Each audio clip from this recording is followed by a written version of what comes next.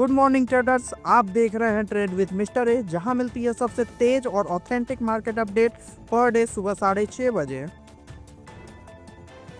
आज की न्यूज सिर्फ महाराष्ट्र ही नहीं, पूरे देश की पॉलिटिक्स को हिलाकर रख देने वाली है। महाराष्ट्र के deputy chief minister Ajit Pawar का कल निधन हो गया है। 66 साल के अजीत पवार की प्लेन क्रैश में डेथ हुई है, जब उनका एयरक्राफ्ट बारामती में लगभग लैंडिंग के दौरान क्रैश कर गया। ये खबर इस वक्त पूरे पॉलिटिकल इकोसिस्टम के लिए एक शॉक वेव की तरह है। अजीत पवार सिर्फ एक लीडर नहीं थे, वो महाराष्ट्र के पावर पॉलिटिक्स का सेंट्रल पिलर थे। उन्होंने अपने अंकल शरद पवार की लंबी और मजबूत पॉलिटिकल पहचान के शैडो से बाहर निकलकर एनसीपी को स्प्लिट किया और सिर्फ एक साल के अंदर पार्टी का नाम और क्लॉक सिंबल में रिटेन कर लिया। सोचिए ये कितना बड़ा पॉलिटिकल स्टेटमेंट था।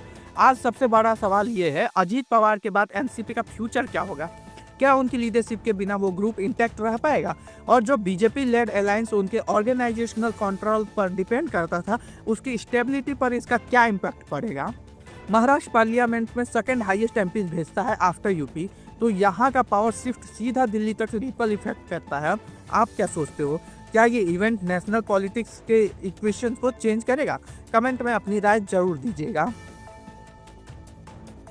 आगे बढ़ने से पहले अगर आप अभी तक हमारे चैनल को सब्सक्राइब नहीं किए हैं तो जल्दी से सब्सक्राइब कर लें, ताकि आप कोई भी अपडेट मिस ना करें।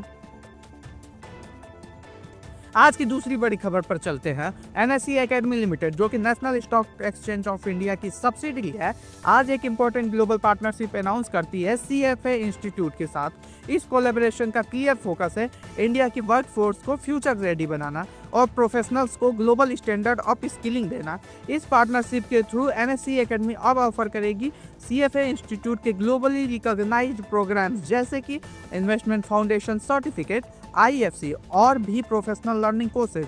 ये प्रोग्राम्स कवर करते हैं investment foundation, financial markets, data science, ESG और एलाइड डोमेन्स।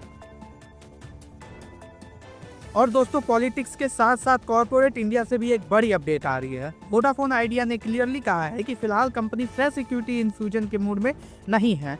सीईओ अभिजीत किशोर का कहना है कि जो funding road map already planned है, बैंक लोन्स, प्रोमोटर सपोर्ट और एजीआर रिलीफ, वो कंपनी के 3 साल टर्न अराउंड प्लान के लिए काफ़ी है। कंपनी टारगेट कर रही है 25,000 करोड़ का बैंक फंडिंग और 10,000 करोड़ नॉन फंडेड फैसिलिटीज, जिससे नेक्स्ट 3 ईयर में 35,000 करोड़ का कैपेक्स प्लान एग्जीक्यूट हो सके। अब इंटरेस्टिंग नंबर सुन लीजिए। वोडाफोन आइडिया का एनुअल EBITDA अप्रॉक्स 9,200 करोड़ है और डेब्ट टू EBITDA रेशियो लगभग 2.5x। मैनेजमेंट के मुताबिक टेलीकॉम जैसे इंफ्रास्ट्रक्चर हैवी बिजनेस के लिए ये मैनेजेबल है, पर सवाल वही है, क्या एजीआर ड्यूज का रीअसेसमेंट रिलीफ देगा और क्या बिना फ्रेश इक्विटी वोडाफोन आइडिया अपना कमबैक कर पाएगा? और दोस्तों, अब चलते हैं कॉर्पोरेट अर्निंग्स की तरफ और यहाँ पिक्चर काफ़ी स्ट्रॉन्ग नज़र आ रही है। ग्लैंड फार्मा दिसंबर क्वार्टर में स्ट्रीट एस्टिमेट्स को कंफर्टेबली बीट किया है। प्रॉफिट, रिवेन्यू और EBITDA तीनों फ्रंट्स पर कंपनी का नेट प्रॉफिट 27.5% जंप करता है और पहुंचता है 261.4 करोड़, जो मार्केट एक्सपेक्टेशन से ऊपर है। रिवेन्यू भी 22.5% ग्रो करके 1,695 करोड़ पर आ जाता है।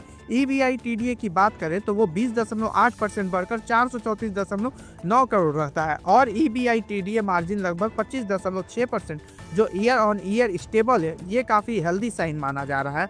मैनेजमेंट का कहना है कि ये परफॉर्मेंस आई है discipline execution, new product launches और बेस बिजनेस और CDMO सेगमेंट के इम्प्रूविंग कंट्रीब्यूशन की वजह से। यूएस और यूरोप जैसे की मार्केट्स में कंपनी डबल डिजिट ग्रोथ दिखाती है। और एक और पॉजिटिव अपडेट, सिनेक्सी इस क्वार्टर ब्रेक इवन पर पहुंच जाता है। तो दोस्तों, आज की मार्केट अपडेट यही थी। कैसी लगी आपको ये खबरें? अपनी राय कमेंट सेक्शन में लिखना न भूलिए। और हाँ, अगर आप चाहते हैं कि आपको हर दिन ऐसी ही न्यूज मिलती रहे, तो चैनल को सब्सक्राइब कीजिए और बेल आइकन दबा दीजिए, ताकि कोई भी अपडेट मिस न हो। मिलेंगे कल नए अपडेट्स के साथ, तब तक के लिए हैप्पी ट्रेडिंग।